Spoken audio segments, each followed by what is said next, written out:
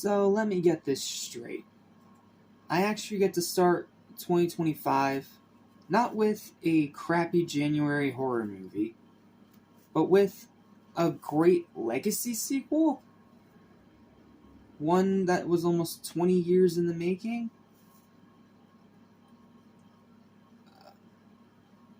I'm sorry, I don't know how to handle this. I'm used to just nothing good coming out in January. I'm completely used to it. Like, unless it's Megan, I don't trust January movies. But this is a January movie that I can say is definitely worth your time. But is it better than their previous feature film outing? Well, I'll do my best to explain my answer. But yeah, let's just talk about the fact that we are now living in an age where Wallace and Gromit, the iconic duo of stop motion animation, are making new material. Do you know how good it feels to say that? After so many years of us getting absolutely nothing from them and Aardman doing a bunch of other projects, they came back to their most iconic project, even brought back the original director Nick Park, to make yet another adventure with this cheese-loving inventor and his very smart detective dog. I'm honestly all smiles just saying that, but let's talk about the movie itself and why, in my opinion, it is quite a cracking comeback. What's up, what's happening, what's going on, everybody? Welcome back to Animation Station, your number one suggestion for animation, including an inventor and his beloved, faithful dog, as well as TV and movies. I'm your host, Jadson Small. Welcome to my long-awaited, highly anticipated review of Wallace and Gromit, Vengeance Most Fowl, their second ever feature film, and the fifth installment in the overall franchise. Again, it just feels so good to finally get to talk about this duo in a brand new project. Like, I was already over the moon happy I got to talk about Curse of the Were-Rabbit yesterday, but now I get to talk about a brand new project that just came out today on Netflix. If this is a preliminary to whatever this year has in store for us, oh, this year's going to be something special, man. I have a very lengthy, long-written review for this one. So, sit back, relax, and enjoy as I review one of my most anticipated movies of the year. After almost 20 years, Aardman's iconic duo Wallace and Gromit have finally returned for another thrilling adventure, and this time they've brought back their fan-favorite arch-nemesis along with them. However, this still leaves the question, does this adventure live up to the high quality of the duo's beloved Wensleydale cheese, or is it just another one of Wallace's many technological miscalculations? Let's find out. When Wallace, now voiced by Ben Whitehead, begins to become a little too dependent on his inventions, it leaves his best pal Gromit concerned for his well-being. That concern becomes quite justified as their old enemy, the devious Feathers McGraw, begins to plot against them, using Wallace's latest invention, Norbot, voiced by Reese Shearsmith, to carry out their new plan from behind his prison bars. With the evidence stacking against them and the police hot on their trail, it's up to the duo to clear their name and stop this scheming tyke once and for all. Let's start with the positives first. The story is pretty good. I don't think it's as great as the story in Were-Rabbit, but Were-Rabbit had the advantage of being a parody movie, whereas this is supposed to be a straightforward spy adventure. It's really good at that. The characters are still in character and charming despite the long passage of time since their last outing.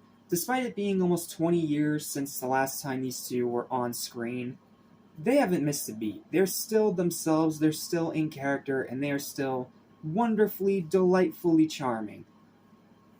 And the new characters are great too. The voice acting is excellent, especially Ben Whitehead, who does an amazing job as the new voice of Wallace. Dude, Yeah, I can understand some people being a little disappointed that they're doing another Gromit project without Peter Sallis since he passed away in 2017. But I feel like they kind of had to at one point because it is Aardman's most beloved and iconic property.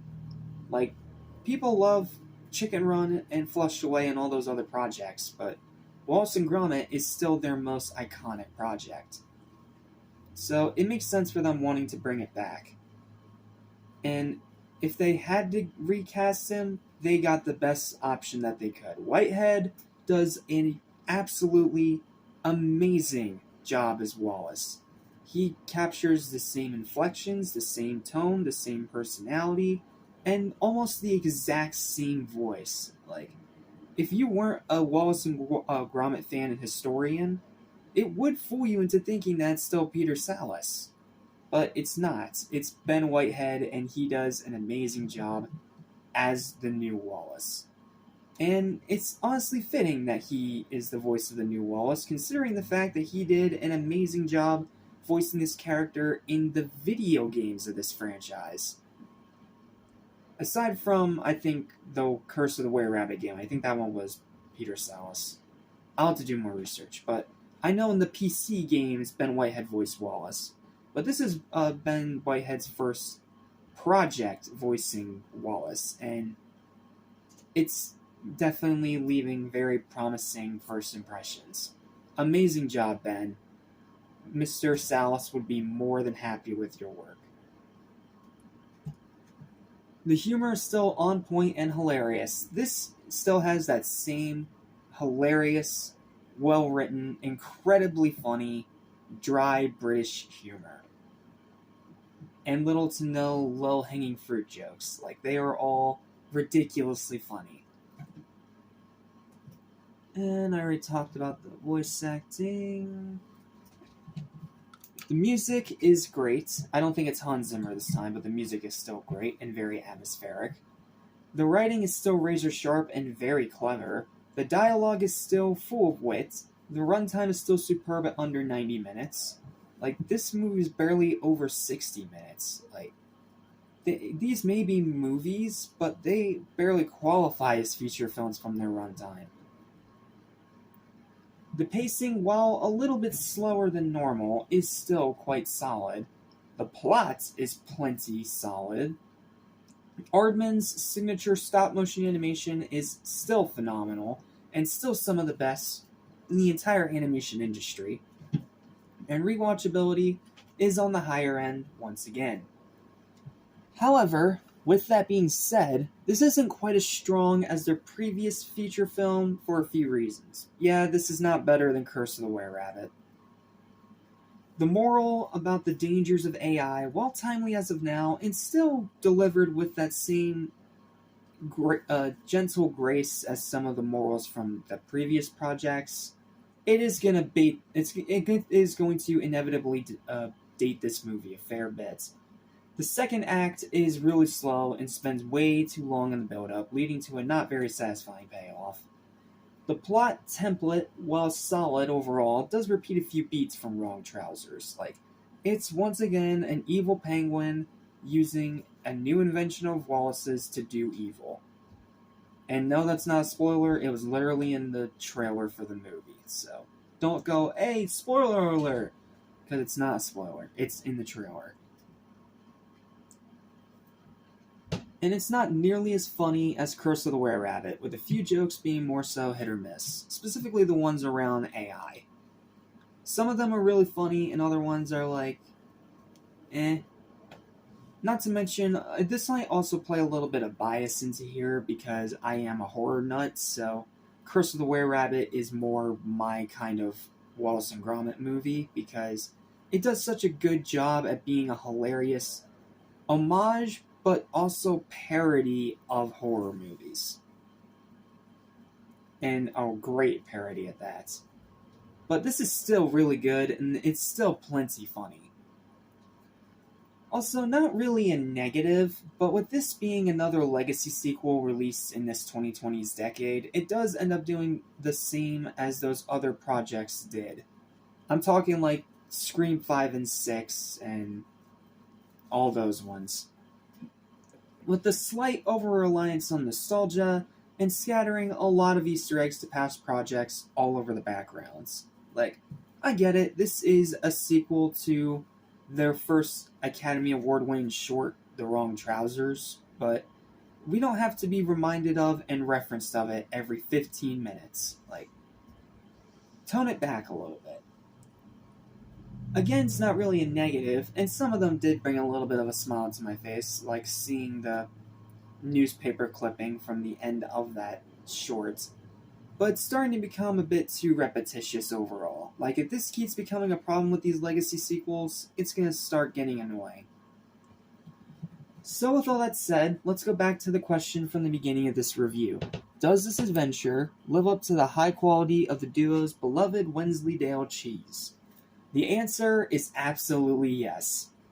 Wallace and Gromit Vengeance Most Fowl is a fantastic comeback for the beloved Yorkshire duo, and arguably one of the best legacy sequels of this 2020s decade. With charming characters, great storytelling, strong humor, brisk runtime, and stellar animation, Vengeance Most Fowl is more than worth your time. However, it's not quite as great as Curse of the Were-Rabbit due to a repetitious plot, a very slow second act, and a slight downgrade in the humor department. While it may not be their greatest adventure, Vengeance Most Fowl still keeps the heartwarming charm of the franchise alive, and I have no doubt that Mr. Salas would be more than happy with what Aardman has achieved. This is definitely one gem of an animated movie that's worth going after.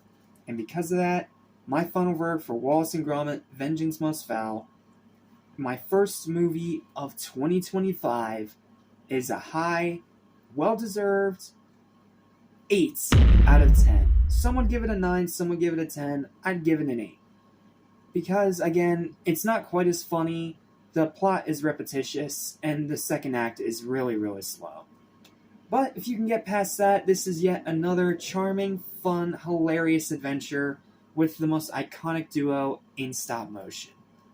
Thank you, Aardman, for bringing this duo back for a new adventure, and I'm super excited, more than ever, to see what you do next.